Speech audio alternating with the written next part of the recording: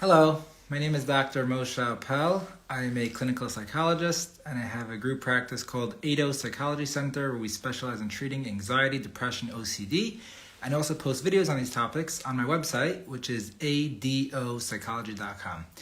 So the topic for tonight's talk is crisis strategies. How do you manage yourself during a crisis? So usually when we find ourselves in a crisis, there's some kind of traumatic event happening, either to us, our family, our friends, or in the world.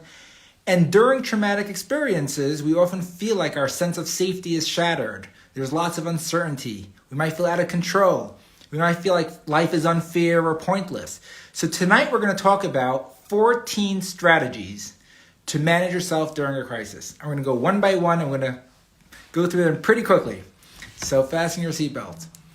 First, all responses are valid. And you may have heard this before, but it's so important because I can't tell you how many of my patients experience issues because they're unwilling or unable to accept why they're feeling a certain way. So if you're feeling anxious, if you're feeling out of control, if you're feeling hopeless or pointless, just know that it's okay.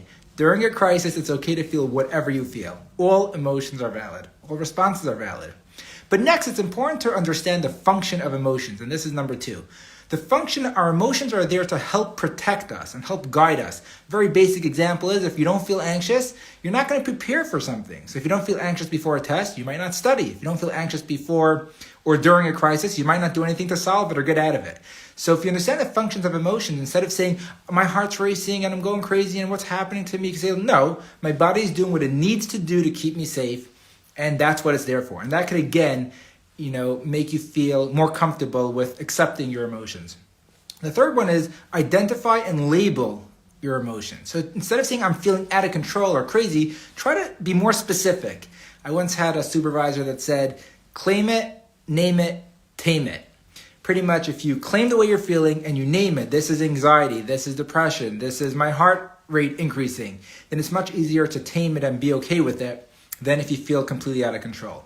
Number 4, physiological relaxation. If your body is really feeling like it's going out of control, you can do things to calm it down. And these are things like the tip skill from DBT, like putting cold water on your face, or initiating a dive response by putting your face into a bucket of ice water, for example.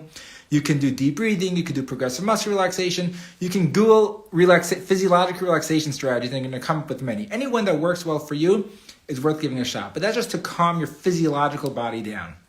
The next skill, number 5, is taking care of your physical needs. And again, from DBT, this is the please skill. But the idea is in a crisis, we can neglect our needs, our bodily physical needs. So for example, you might not be eating properly or drinking properly. And you might feel like, how can I eat when this is going on? But the answer is if you want to be able to function and deal with the situation much better, you have to take care of your physical body. And you can have a friend or a family member help you make sure you're taking care of your physical body. That means eating well, sleeping well, trying to keep social connection as much as you can. The next one, and perhaps one of the most important skills, is maintain your routine as much as you can. And this applies especially to people who are experiencing a personal crisis. Something's going on in their lives, or they're feeling depressed, or they have like a terrible situation happen to them. As much as you can maintain your routine, that is probably one of the most important skills. You may feel like you want to stay home, you want to take a mental health day, mental health week, and I'm not saying that you never should. But what I am saying is, during a crisis, as much as you can, you want to maintain normalcy and routine in your life. Number 7, you want to differentiate what's in your control versus what's out of your control. And so instead of ruminating and thinking about the terrible things that have already happened or out of your control, use all that energy and drive and put it into things that are within your control. So instead of saying like, how did this happen to me? I have no idea. Say, okay, it happened. We'll deal with it later, maybe why it happened, preventing it from happening again. But currently, I'm not going to even spend my energy and time there. I'm going to delineate. I'm going to make very clear what exactly is in my control in this point and focus all your energies there. Number 8 now. You want to lean into your resources as much as you can. What are our resources? Well, it may be family. It may be friends. It may be God, it may be Hashem, it may be davening, praying, maybe saying Tehillah, maybe learning, maybe doing good deeds. But there are so many resources we have around us. We want to lean into them. Instead of going about it alone or trying to figure it out for yourself, lean into the people around you who actually are there to help you, including your religion, which often is a very helpful place for people to lean into to feel a little bit better. Number 9, find your mission. What can you do to participate in solving the crisis or helping the crisis? Instead of feeling like there's nothing I can do, almost always there's something you can do. And at a minimum, perhaps you can pray or say Tehillim or something like that. But at a maximum, you could actually do things in addition to that by helping people. So you can either figure out how you can help the crisis or help yourself in the crisis, but find very practical things that you can do and make that your mission. So again, we're talking about instead of having this energy and fear going nowhere, let's channel it into the right direction. And ultimately, that will not only help the crisis situation, but actually help yourself very much as well and make you feel like you're back in control and you're contributing and you're dealing with it in a healthy way and a productive way. Number 10, stimulus control. What does that mean? In short, all that means is be intentional with what you're exposing yourself to. So if there's something going on in the world, for example, then instead of watching TV all day or watching news videos all day or reading the news constantly, if ultimately it's not so helpful for you and it's just getting you more depressed and more down, then don't do it. So this is something that comes up a lot, especially during primary seasons or during political events where people get very heated and each side is watching their side of the television, the Fox News for some people, CNN for other people. And they're just getting more mad and more mad and more mad. How could the other side believe this or do this? But if ultimately it's impacting your quality of life and you can't go on your day because of it, then control it. Choose for yourself not to watch the news all day and only watch it for 10 minutes or only read the news. So stimulus control, or don't expose yourself to social media that keeps being triggering for you. So stimulus control means be more intentional with where you look and what you're exposing yourself to so that you're not constantly being triggered within the crisis.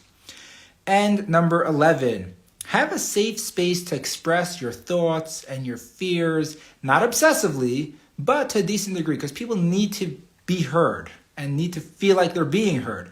So this could be a therapist, it could be a friend, but find somewhere where you could actually express yourself without being judged or told how to think about a situation. Because usually in these situations, cognitive restructuring, which is a skill we often use in therapy to help people change the way they're thinking about situations, but during a crisis or during a traumatic event, usually it's not helpful. It's actually more helpful to let the natural process flow and just be validated and supported until a later time where you can change the way that you're thinking about a situation if that's helpful.